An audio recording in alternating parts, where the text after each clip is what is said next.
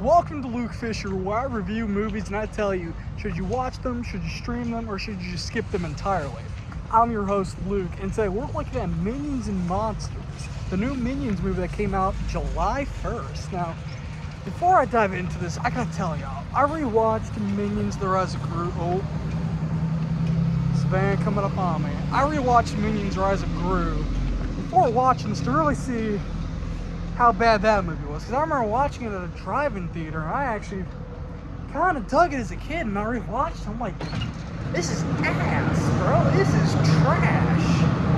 And so I had a little bit of doubt going into this movie, thinking, okay, so they're wanting to be film bros. I mean, that could be interesting, you know, see how that goes. And I went into this maybe like a 5 out of 10 expectation. I was surprised, bro, I can't lie.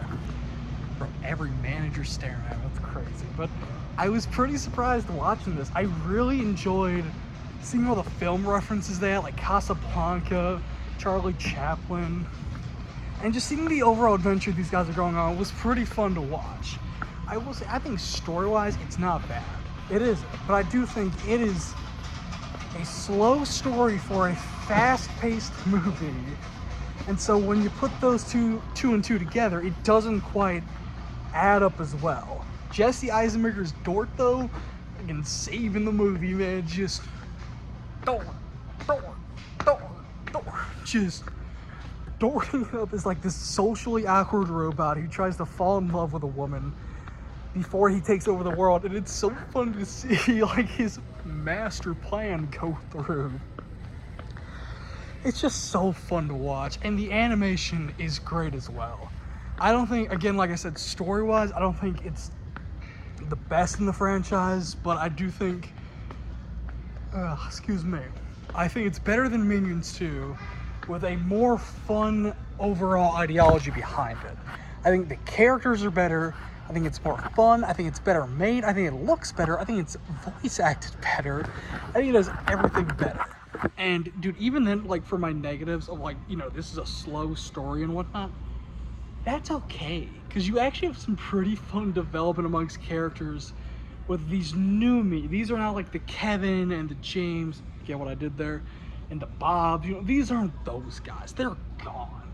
These are 3 new characters who are named Eddie, something, and something. I low-key forgot, y'all, I'm not gonna lie. But it's really cool to see like their relationship play out and how, you know, they want to be filmmakers. They make it to Hollywood land, because remember, back in the 20s, it was not Hollywood.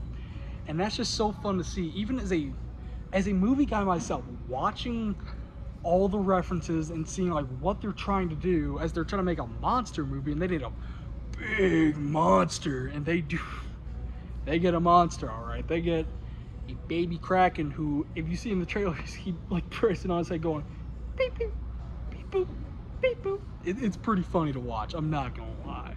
Overall, y'all, Minions and Monsters is a very solid movie. Overall, I gave it a 6 out of 10. I think it's good. I don't think it's great. I don't think it's better than most of the Minions or Despicable Me movies, but I think if you just turn your brain off and just go in and just have a fun time watching it, you're gonna really like it. And if you want to know, well, what did I think of Minions Rise of Gru and like the Despicable Me movies? Well, I'll tell you what I thought. Go to my Letterboxd, link in the description if you want to go see those reviews. And if you want to see any reviews I do before I even post them on YouTube, go check out the Letterboxd, where I'm doing the goal to watch 100 2026 movies in 2026. So far, we're at 51, I believe. So stay tuned for that journey, and I'll see y'all in the next one.